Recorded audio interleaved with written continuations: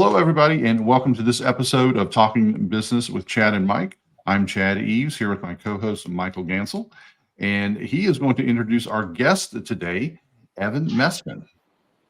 Hi, Chad. Hi, Evan, and hello to our audience. Chad, we haven't done this in a while, so we're getting back in the groove, right? Here we go. Evan, Summer's ending. summer is ending. So I'd love to introduce everyone to Evan Mestman, and I'm going to read some of your bio, and I hope I'll be quick because it's a long bio, but I kind of shortened it down. So Evan Mestman started his career in nutrition with a passion for knowledge and motivation to help those who struggle with being their best mentally, physically, and spiritually. So after taking his first nutrition class in college, we won't tell people how long ago that was, Evan, it resonated to the point of becoming his pivotal moment, and his career path was set. He's worked in hospital ICUs with very critical patients. He's seen their fears and their vulnerabilities, and he realized that having the right attitude was half the battle. So he started studying psychology of behavior and change, and you actually developed your first nutrition program way back, called it Appetite and Attitudes. So you've been a diabetes educator, teaching nutrition and disease, nutrition and performance, and you've spent many years climbing that corporate ladder. And you went from sales to management to leadership, and you learned firsthand how easy it is to leave your health on the bottom rung. I guess you learned that on a personal level. And now you're taking all those years of experience and sharing it with your passion to thrive, not just survive, through your business, Pro Attitudes Coaching and Consulting. So we usually start off, and that's really pretty, that's a long time, and but at least you've really been on this path for quite some time. So I would imagine you know quite a bit about it, and then that's why we're here and we want to listen to it. But we usually start with an icebreaker. So I never know what Chad's going to ask. So here we go. Yes, it's a mystery. Okay. Which do you prefer, sunrise or sunset, and why? That's a great question. First of all, thank you for having me. I'm grateful for you having me on the podcast. I will tell you that I love sunsets, but my favorite is a sunrise because very few people really get up to watch a sunrise. And I love early morning. I'm up every day at 5 o'clock. And there's something special about waking up and there's nothing else to do except my self-care. And that's what I usually encourage other people to do, is to get up early because you have no excuses at 5 o'clock in the morning, and you got a sunrise waiting for you. It's funny. I have a friend who writes a newsletter called "Too Early to Call," and that's because he gets up at 5 a.m. and that's when he starts to write. So, but yes, and I remember those days when I used to wake up at 5 a.m. And that is remarkable. It really is, and just that time frame. Mm-hmm. The time I wake up. So what about now, Mike? Which is your favorite? Sunrise. No, I'm sorry, sunset. What's that? I happen to live on the river. I don't live on the river, but I live near the river. So I face the Hudson, and I see some spectacular sunsets all the time. But so if I had a choice, sunset versus sunrise. But I do really love waking up as early as possible when I can. Yeah, I'm a sunrise person too, Evan. I get up like 4:35, every day. So I blame the U.S. Navy for being behind that behavior, to be quite honest. But there is something being, said to being up early and it being quiet. If it's in the summer here in Chicago, or in the fall, I love sitting outside with a cup of coffee, waiting for the sun to come up. In the winter, I'll be sitting inside. But there is something about that, at least for me, it's the feeling of that blank slate. It's that opportunity. It's that new day. Mm-hmm. Exactly. It's knowing that no matter whether the sun comes up or down, no matter how great or bad that day is, typically you're going to reflect on it when it's a bad day. When that sun goes down, it's a really great way to reset and reframe, going, hey, tomorrow's another day. So that's getting past sunrise and sunset. We could sing that song too, but not me. Me either. So what you do? What you do?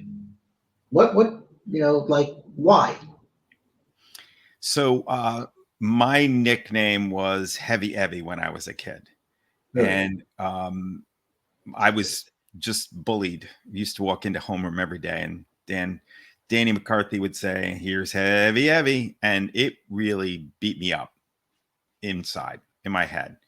And I make a muscle, nothing happened. It was just I was a sickly kid, and I looked at my life back then and felt powerless. Just thought that's what it was going to be, and just flipped in my brain one day that said, "Hey, there's nobody here to save me." I looked in the mirror and I said, "You've got to take this on." And I started to just change my habits one at a time. And just these ordinary, simple changes, really simple things, led to a transformation over a summer. And I literally came back to school the next year, and everybody they didn't recognize me. So it was all of a sudden like, who is that kid? Which was great. It was great revenge that way too, because I got the looks from the girls that they weren't looking at me before. It was really fascinating too. But doing a reverse engineer of that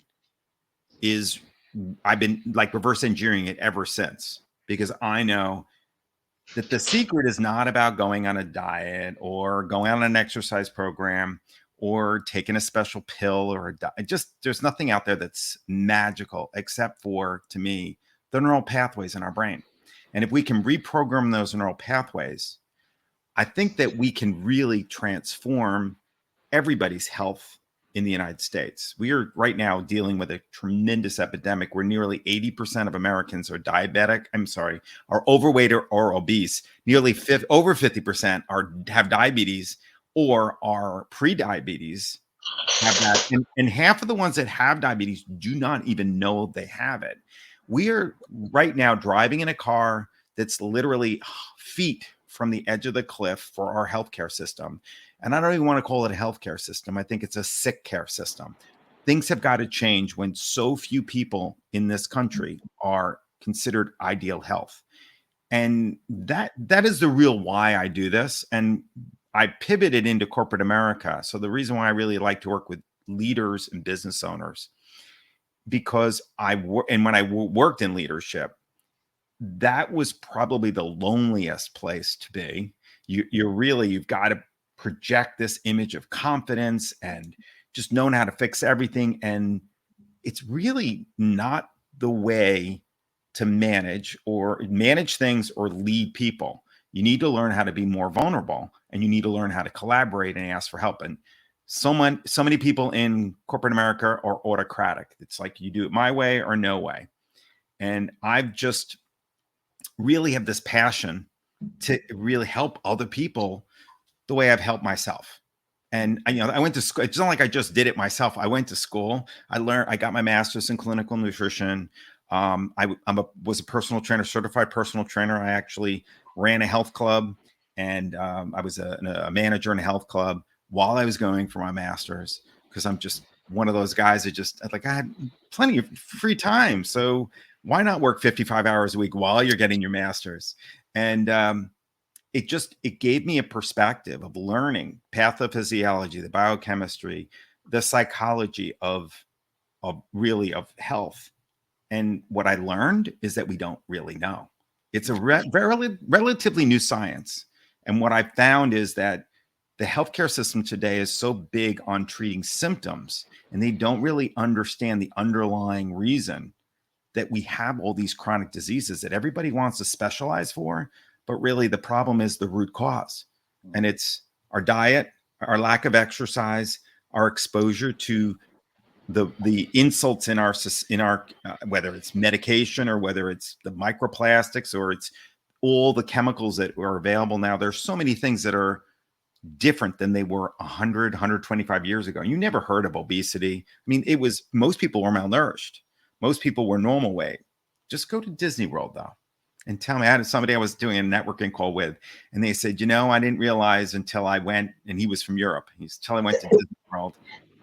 Wow, Americans are really big. And so you got to do something about that. And that's why I do this. So who are the typical people who come and need your help? Well, my focus is on business owners and leaders. I have estate planners, I have VPs of finance, I have CPAs, I've got CEOs, so many different types of business owners and leaders, but they tend to be really challenging. They typically have a very strong voice up here that says, I don't need this. But the problem is that they're afraid of change. They're really overwhelmed with managing things and putting all the fires out and leading people, and they're not enjoying the little things in life. So they're going towards burnout. And that is, to me, that's a telltale sign. What's the first thing to go? Well, I don't have time to exercise. I don't have time to eat or cook or, take better care of myself. That's the first thing to go. And those are it's a majority of people out there, but I love working with the leaders and their teams. So I have a question for you, Evan. So I do coaching work with people in communication and leadership work. And one of the things that people seem to want to leap past is, to make change, whether you're learning a skill, how to do something different, how to do something better. A lot of times it's doing little things consistently. Mm-hmm. How do you, and there's a lot of resistance to that. It's like people, they just want to be able to, download judo. They know judo, like in the Matrix or something like that. Yes. My favorite movie. How do you address that? And when you're working with people, if you get that type of resistance to where they don't want to do the hard work, the little things, the consistent work, they just want they want that magic pill, which, is somewhat questionable. So how do you approach those kind of situations? It's a great question. Everybody wants the magic pill. Everybody wants to just get there. Well, part of what I do is I really work with people on reframing. It's all about, again, I help people lose weight with their minds, not their mouth. That's my tagline. But I'm talking about the weight on their shoulder, not just around their middle. And when I hear resistance, what I tell them is, listen, there are 3 things I'm going to help you do: is lose weight with your mind, not your mouth. I'm going to help you be intentional with your health. But most importantly, I'm going to help you tame that inner critic. When you get resistance is information. Resistance is important. It's good. When you get resistance, it means you're in your, what I call the suck zone. You're pushing outside your comfort zone. You're in the discomfort zone. So that's a signal that you're learning. So that learning zone is a great place to be because it's not the comfort zone. Nothing ever good ever comes from a comfort zone. So that's a reframe right there. And that's one of the things that I work with my clients is on commitments and keeping them. Make commitments and keep them. It's a cornerstone of my program. I've created a commitment log. It's a daily mindfulness exercises and weekly commitments and then review. And that's an absolutely essential part of it. And why? Because you have to realize that change has to feel good. If it doesn't feel good, you're not going to do it. And most people will say, I want to go, let's say I want to exercise. For you, like from your health perspective, what is the one thing that you say you'd like to improve upon? Not that you're not in good shape or healthy, but is there one thing that you think, I've had resistance for this? Yeah, it's exercise. I think, yeah. Okay, for exercise. So part of the challenge there is what is it about exercise that you say, hey, what's the lie you're hearing in your head saying, I need to do this or I can't do it? What's the actual resistance? Time, perhaps. I don't have the time. Great. What if it's also about, hey, I don't have the energy? People hit the snooze button in the morning. They don't want to wake up at 5 o'clock in the morning, 4:35. So part of this is a reframe. It's about, instead of living with that neural pathway that says, I'm too tired to wake up, because I'll go through the lies that their inner critic is telling them, because it's about their inner critic. The inner critic is an identity that exists. We have many layers to our identity that's created to protect us. And it's typically developed as a child or sometimes with trauma, but we all have it. Why? It's for survival. our human brains need it for survival. And we develop with these neural pathways then that say, like my father said, it's my way or the wrong way. Now, you might not have had a father who said that. So I happen to have a perfectionist maestro in my head that says it's got to be perfect or it's not done. Mm. I also have another one that's called the harmony enthusiast because I want to avoid conflict. Why? Because as a child, when I hear that from, and your parents do the best they can, right? Nobody gives you a manual says this is how you parent. But then the child who's left to have to think about that, they're going to blame themselves, which is what you do, and then they're going to rationalize it in the best way that they can. For me, and they won't trust their own feelings. The one thing that kind of really sunk this into my brain was when I was working in medical devices and I was in the hospital and I was in the burn unit, and I happened to work with a nurse, and there's this child crying out for their mom, and this child was just, I'm like, where's the kid's mom? And she's like, the kid's mom's not coming. I said, why not? Well, he had been burned over 50% of his body, 2nd and 3rd degree burns, because the mom wanted to teach him a lesson because he was playing with the stove and she poured the hot water all over him. Now, the child cannot accept that his mother is a monster. So what has he done? He doesn't trust his own feelings and he blames himself, thinking, I must be so terrible, I deserve that. Now, that's the extreme of this. And it still gives me goosebumps thinking back to that situation, realizing, whoa, this is pretty powerful stuff. How do you reprogram that? For him, that kid, he wouldn't survive if he hadn't done that. He'd lose his will to live, which is one of the reasons why I was there too, helping them with that, because he wasn't eating and he was failing. What about though when it's not quite so severe, like with my father, when he's saying, hey, it's your way, my way, or it's the wrong way? Part of this is reframing. You've got to learn how to look at what your head is, what you're hearing in your head, and become more familiar with, hey, let's have self-awareness here. It's about becoming aware of the lies that the inner critic is telling you. That's why I have an inner critic quiz. I help people determine who that voice is loudest in their head. And then from there, once you have that awareness, then it's a matter of, well, let's start working on cognitive restructuring, behavior modification, but also I think that it's about learning how to rethink and reframe that makes the best. The best tool that I work with is just having these conversations with people. So when you have resistance, I can turn that around and have people look at that's a good thing. So for someone, so we both live in major metro areas, and in a lot of those places in the U.S. and around the world, people experience pretty long commute times. Mm-hmm. Used to be me. It gets even worse. Used to be me. I used to 2 to 3 hours each way. Yeah.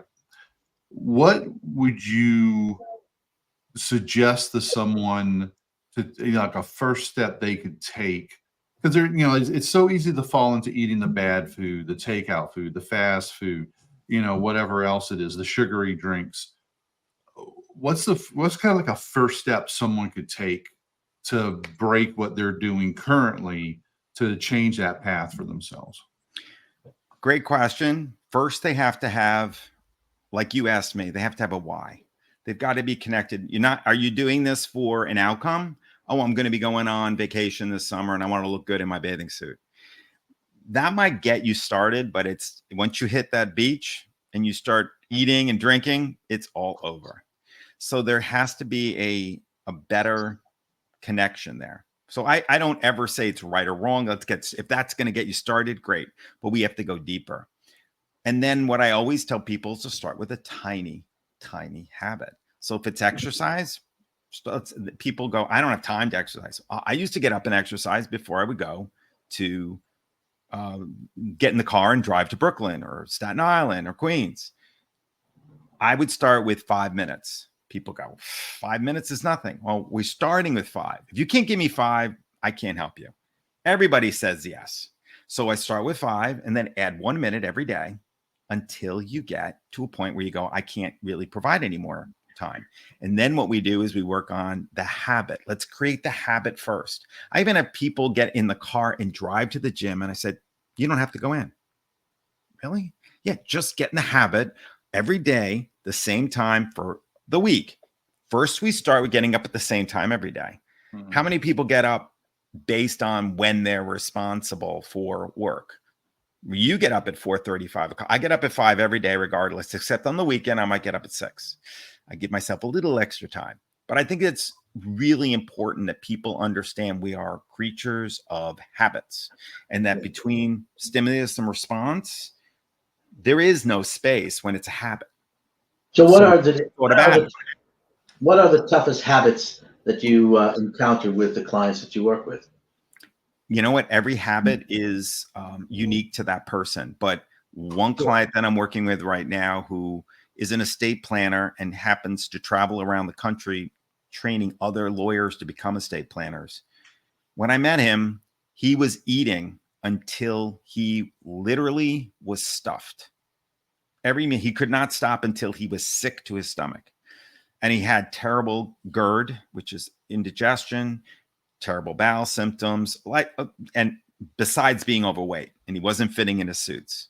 He no longer does that anymore because he's not feeding his the inner critic. The inner critic, he would come home from work like this, stressed, and he needed this. So we What are found an alternative. Right. So what are some other habits that you find in the people that you work with? So one would be eating, eating to excess. What are some other habits? Alcohol, where they're drinking to the point where the calories as well as the consequences of the alcohol or drug use. I've had people who also can't commit to exercise. We started with very small commitment. One client came to me, she was a CPA, had a team, and she was 70 pounds overweight. And her blood sugars, she didn't share with me that she had a blood sugar issue, but she finally confided me 2 weeks in, said, I just came from the doctor. My blood sugar's in the 400s. Her A1C was 12.1. It's just a ridiculously high number. She's going to end up killing herself. Well, her numbers are normal. I saw her this morning. Her numbers are normal. She's now down several dress sizes. She's lost, of the 70 pounds, she's lost 50 of it. She still has, I'd say 20 to 30 more to go, but she's getting off medication. But initially, why did she come to me? She came to me because she wanted to look good in the dress for her daughter's wedding. So it's a great little motivator, but for her, she wouldn't exercise. Now she goes 6 days a week for 45 minutes to one of those HIIT classes, high intensity interval training. She completely transformed her body. She goes dancing twice a week with her husband, which is a great way to build that relationship with her. She's now closer with her husband than she ever was. I love it because when I work with somebody, I talk about making deposits, health deposits. And it's not just about what you eat. It's about generating energy, striving for excellence. It's about making connections and about seeking purpose, your physical, your mental, your emotional, spiritual needs. And they don't realize they're doing it. But eventually what happens is they're living the life they've always dreamed of. And that to me is why I do this. I love being able to help people get there. You touched on the energy aspect of it. And I can remember probably 15 years ago, so now maybe even 20. One of my mentors, he was in his early 60s, and we were talking one day, and he was like, so much of it as you get older is about energy, is about having the energy. Because, when you're younger, it's even if you're abusing yourself with fast food or whatever else, you still have a capacity generally. And then as you get older, you start noticing like, okay, maybe I don't have the stamina. I don't, able to do those things that I used to expect myself to be able to do, to work, different things. When I started doing public speaking, one of my mentors was like, you got to take care of yourself. Cause like there's been more than one speaker that like does something, goes back to his hotel room or her hotel room. Generally it's been guys that I've heard this about. They fall over dead. they have a heart attack or something like that. And, that's really what that advice that I got from him was really for me what started connecting the health with the performance aspect of it. I'd come out, growing up when I was in the Navy and other things like being fit was required. But after that, and in the business world, that was like a connecting reason. It's like, okay, if you got to perform, you want to do well. And I don't think a lot of people have that realization or that awareness as they get older. It depends on the age group that I'm dealing with, but also depends on the paradigm of the person. For me, you go to the gym anytime you were at a meeting, nationally, you're traveling. There were plenty of business people that were there at 5 o'clock in the morning with me working out. So, and if I always was there, no matter whether it was jet lag or whatever, because you wake up and you go, I feel like I'm not going to get better. So I know that I will feel better though if I exercise. That's a different paradigm than most people go, oh, I got a crick in my neck or I'm tired. People just say, oh, I got to take better care of myself. And they sit on the couch and watch Netflix to take care of themselves. That's self-soothing and self-defeating. Part of it is, when I was 20, 30, I went into corporate America in late 30s, early 40s. My energy level went way down. I have more energy now than I ever had then. Now, at 50, I ran the New York City Marathon. Never thought I could do it. But now, like, I don't run marathons anymore, but I wanted to be able to do it for the right reason. It was for a why, for cancer therapy and also for my sister who had just been diagnosed with cancer. So having a why is really important. But now, you're talking about energy level, and I'm jumping, and I have so much energy right now and thinking at the age that I'm at now in my early 60s, I'm loving it. It's not a function of age. It's a function of what are you putting in the mouth? What are you doing to your body? How are you taking better care of yourself? What are you doing to manage stress? That's a big issue today. Everybody's boil level is so high. Anxiety and stress is so high. 100,000 people are dying every year from drug overdoses. So if I might, so what's the one thing you believe that puts people over the edge to basically reach out to you? I think you said stress. You say that's it. What's that one thing that gets somebody off the couch and rings up Evan Mestman on the phone or sends him an email, something? What's that? Yeah, is there one or two or three things? What are they? So when you wake up on a Sunday and you go, I can't enjoy my Sunday because I'm dreading going to work on Monday. That would be one reason. But they don't label it that way, but it's this underlying dread. You used to call that the Sunday night blues. Yes, Sunday night blues. They're falling asleep on a Zoom in the middle of the afternoon. Just nodding off, right? Or nodding off as soon as they get home. They don't have that connection. They feel disconnected. They're feeling overwhelmed and anxious. But they're also looking in the mirror and they're not happy with what they see. And they know that they keep driving the car.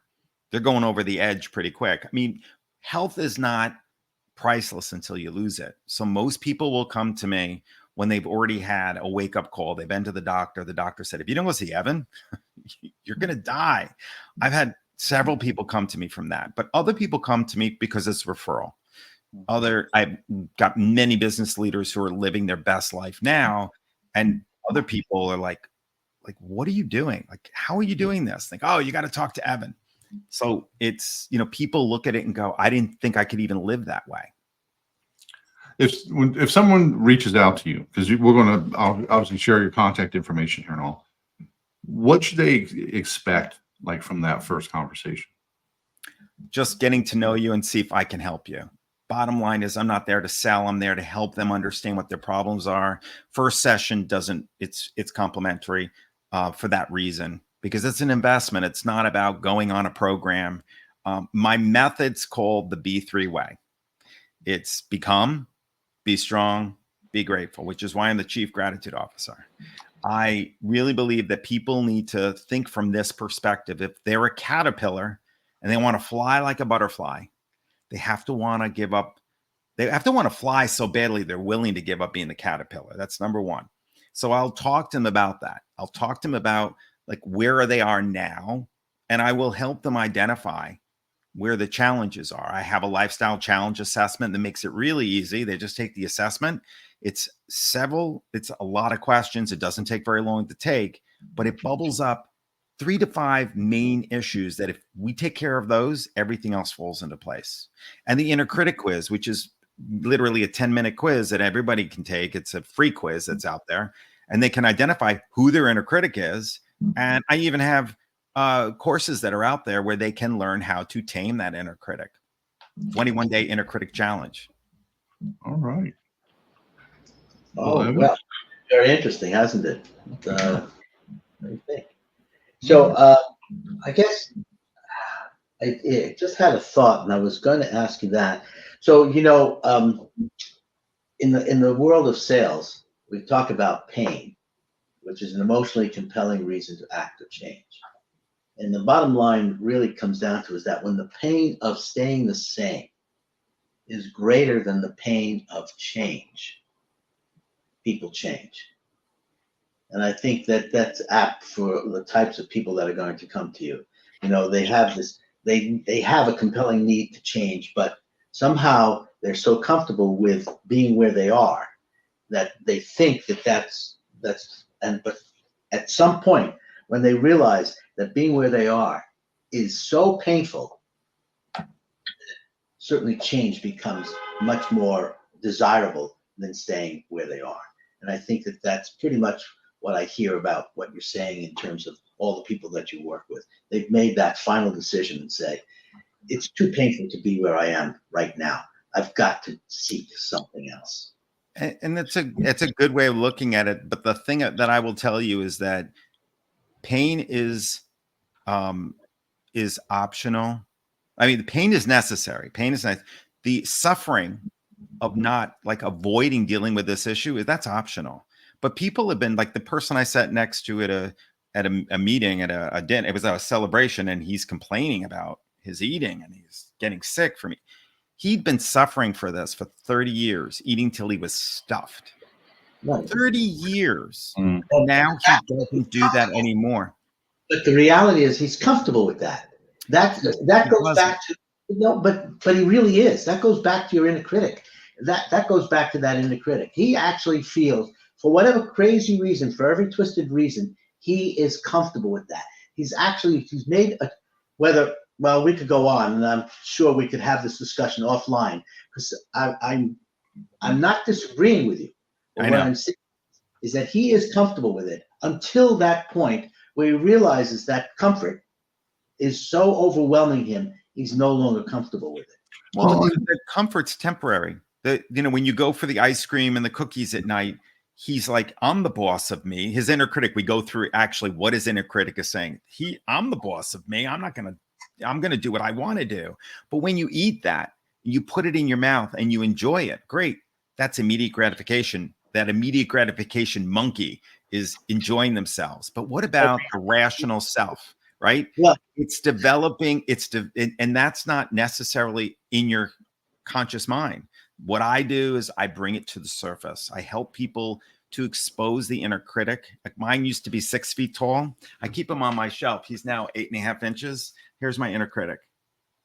And I develop their inner coach, which is why the Yoda's sitting up here. And part of that is by just like going to the gym to build the muscle, you need to do the 10,000 reps. And that's the attitude muscle is what I help people develop.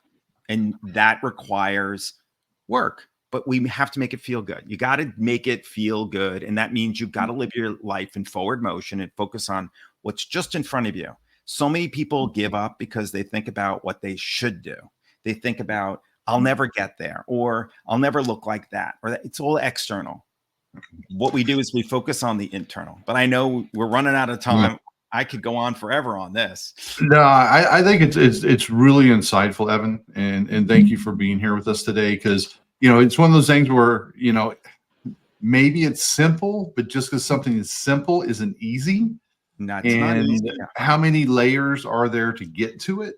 And I think that's where working with someone, an expert in their field, such as yourself in this, like you said, is getting over that stubbornness or whatever it might be to, acknowledge if you're not only going to make the progress, you're going to make the progress more effectively by working with someone that's in a position to help. It's like a business. Their business is not about the outcome. It's about the processes, the systems that they have. And we need to create a system in their life, a lifestyle that they can wake up every day and go, I'm embracing and loving my life versus waiting for that outcome. Outcomes will happen if you focus on a really great system. Awesome. And that's what I help. Well, that's a great to end on, don't you think? What's that? I think so. I said that was a great note to end on. So why don't you give us a quick wrap, Chad, and great way to get back on track after the summer break. Without your health, you don't have much else really when it gets down to it. So, Evan, thank you very much for sharing your perspective and your expert on this. Mike and I will be back in a couple of weeks with our next episode. We will be sharing Evan's contact information. If you got questions, like you said, the first conversation is complimentary. Take advantage of it. You never know where that could lead you and what information you could walk away with. Evan, thank you very much again for joining us.